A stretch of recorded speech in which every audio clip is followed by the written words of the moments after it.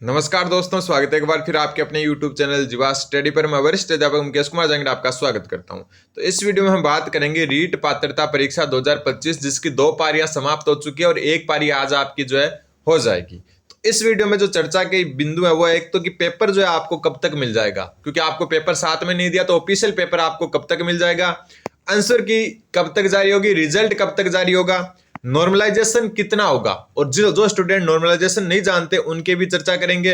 और third grade परीक्षा, जिसको हम जो है रीट मेंस कहते हैं, जिसका रियल नाम है तृतीय श्रेणी अध्यापक जो है परीक्षा, भर्ती परीक्षा, वो कब तक हो सकती है, इस पर भी चर्चा करेंगे। और आगे क्या प्लानिंग करनी है आपको, वो भी चर्चा करेंगे। उससे पहले अगर आप चैनल पर नए हैं तो चैनल को जरूर सब्सक्राइब कर दें। पात्रता में अपनी क्लासेज अच्छे चलिए, अच्छे खासे क्वेश्चंस भी आए अपनी जो है क्लासेज में से। अब हम जो है रीट जो मुख्य परीक्षा है, जिसको तृतीय श्रेणी अध्यापक परीक्षा कहते हैं, उसकी क्लासेज लगभग 2-4 दिन में स्टार्ट करने वाले हैं। तो आप चैनल पर अगर पहले से जुड़े हैं तो आपके लिए जो है आपको धन्यवाद, और वीडियो लाइक करें, और अगर कोई नया स्टूडेंट है वो चैनल को सब्सक्राइब जरूर करें। तो सबसे पहले हम बात करते हैं कि आपको पेपर कब तक मिल जाएंगे, क्योंकि पेपर नहीं मिलेंगे तब तक आपके असमंजस रहेगा कि आपकी पात्रता में कितने नंबर बन रहे हैं, क्या हो रहा है, क्लियर हो रही है नहीं हो रही है, क्योंकि जगह जगह से जो है आपको स्मृति आधारित क्वेश्चन मिल रहे हैं वो उल्टे सीधे मिल रहे हैं। तो जो हो सकता है कि आपको जो है पेपर का वेट हो कि कितने मेरे नंबर बन रहे हैं। तो देखो, पेपर की एक संभावना बता दूं कि पिछली बार जो पात्रता हुई थी ना जुलाई 2022 में, उसमें भी एक जो है आपके जो पेपर है, क्वेश्चन पेपर, वो साथ में नहीं दिए थे।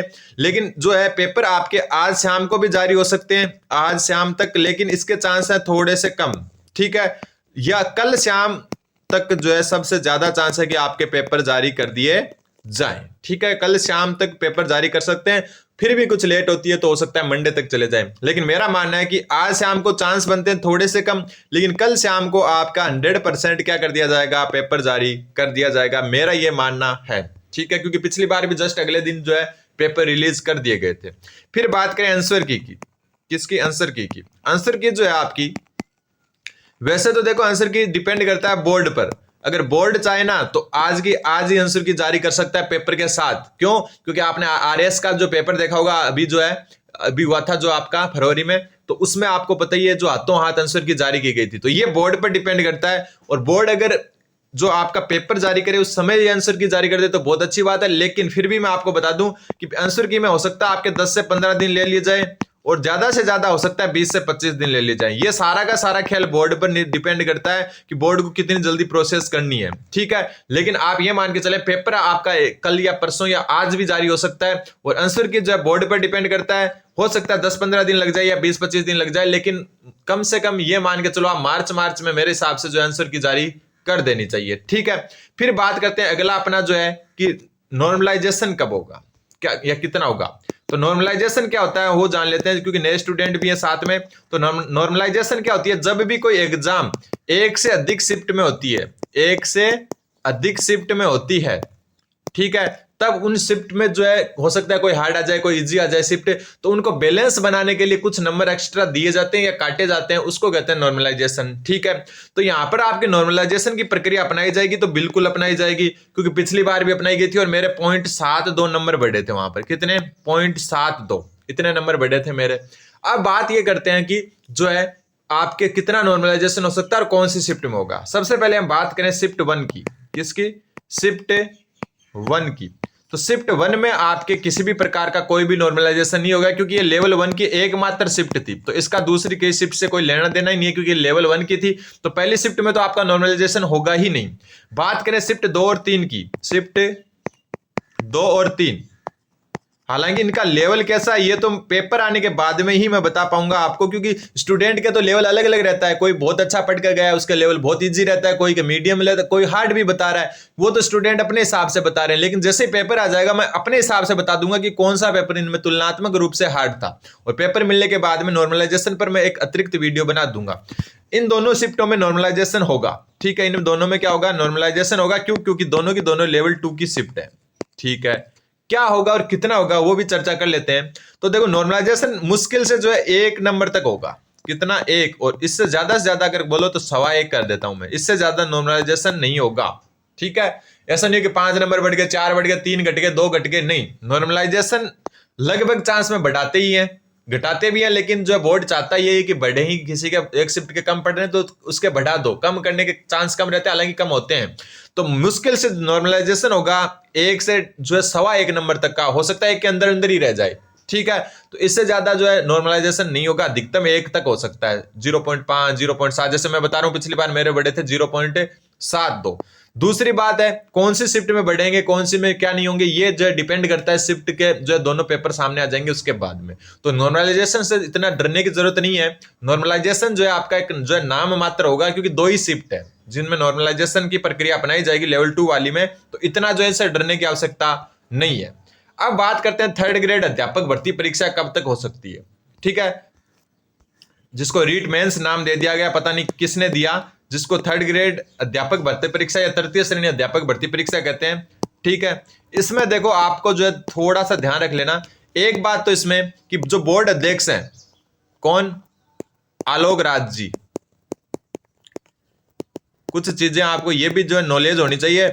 जो रीट आपकी पात्रता करवा रहे हैं ना, 1 मिनट देखो, कुछ बोर्डों में जो है थोड़ी सी कंफ्यूजन बहुत होता है, स्टूडेंट नए वालों को थोड़ा क्या है परेशानियां ज्यादा होती है। देखो एक तो होती है रीट पात्रता, ठीक है, अपने राजस्थान की बता रहा हूं, एक होती है आपके 3rd ग्रेड मुख्य परीक्षा जिसको, ठीक है, एक अपने होती है 2nd ग्रेड और एक होती है 1st ग्रेड। जो रीट पात्रता ये कराता है RBSC board, Rajasthan board of secondary education Ajmer वाला, जिसमें मतलब जो ये 10वीं 12वीं के एग्जाम करवाते हैं ना अपने स्कूल वाले, वही पेपर जो है वही बोर्ड आपके रीट पात्रता परीक्षा करवाता है। आपको थोड़ी नॉलेज होनी चाहिए। 3rd ग्रेड मुख्य परीक्षा जो है ये आपका आरएसएसबी बोर्ड करवाता है, राजस्थान कर्मचारी चयन बोर्ड, जिसके आलोक राज जी, जिनको सब जानते हो आप, वो अध्यक्ष हैं। और 2nd ग्रेड और 1st ग्रेड करवाता है RPSC, Rajasthan public service commission, Rajasthan लोक सेवा आयोग, ये भी अजमेर में स्थित है, ठीक है। और ये आपको बताइए जयपुर में स्थित है। और राजस्थान माध्यमिक शिक्षा बोर्ड जो अपनी मार्कशीटों में नाम लिखाता है, 10वीं 12वीं का एग्जाम करवाता है, वही रीट पात्रता करवाता है। तो जो बोर्ड अध्यक्ष आलोक राज है, क्योंकि रीट पात्रता तो आरबीएससी ने करा दी, अब बात आ गई आरएसएसबी पर, वो कराएगा 3rd ग्रेड अध्यापक भर्ती। तो ये जो परीक्षा बोर्ड राज आलोक राज जी ने कल ही ट्वीट किया था परसों कि जो है आप रीट की परीक्षा दें अच्छे से, और इसके आगामी चरण के लिए हमने जो है डेट डिसाइड कर ली है और जो है आपको जल्द ही बता दी जाएगी। तो मेरा मानना है कि जगह कहां कहां बनती है वो बता देता हूं। एक बनती है जगह सितंबर में, ठीक है, दूसरी जगह बनती है दिसंबर में, दिसंबर 1 मिनट, और तीसरी जगह जो आपकी बनती है वो बनती है फरवरी में अगली साल। ये इतनी 3 स्लॉट अभी भी जगह बनाने के लिए काफी है। तो अब उम्मीद कर सकते हैं मेरे हिसाब से सबसे जो खतरनाक स्लॉट है वो आपका दूसरे नंबर वाला है, दिसंबर के आसपास। बाकी आप सितंबर और फरवरी, सितंबर में थोड़े कम चांस इसलिए बनते हैं कि उस टाइम 2nd ग्रेड का एग्जाम है, ठीक है। और आरएसएसबी बोर्ड के भी उस टाइम जो थोड़े से एग्जाम ज्यादा है, कारण कि जो है आपका 6 7 या 8 पारियों में तो वो जो आपका चतुर्थ श्रेणी का हो जाएगा, इसकी वजह से यहाँ जो चांस थोड़े कम बनते हैं। तो सबसे मेन चांस बनता है दिसंबर 2025 या जो स्टार्टिंग का 2026। फिर बात करते हैं, एक तो आपकी 2 प्रकार की जो है मुख्य परीक्षाएं प्रस्तावित है, एक तो संस्कृत शिक्षा विभाग और दूसरी सामान्य शिक्षा विभाग। इन दोनों को साथ में करवाने के चांस तो ना के बराबर है, करवा लें वो अलग बात है। बाकी जो है ये दोनों वैकेंसियां आपकी आएगी, और पहले चांस बनते हैं संस्कृत शिक्षा विभाग के और बाद में बनते हैं सामान्य शिक्षा विभाग के, अलग अलग करवाने के ज्यादा चांस बनते हैं। बाकी आप देख सकते हो कि किस हिसाब से क्या रहने वाला है, और 3rd ग्रेड में कौन सी बुक्स पढ़नी है, क्योंकि नए स्टूडेंट काफी है तो उनको तो मैं टारगेट बता देता हूं।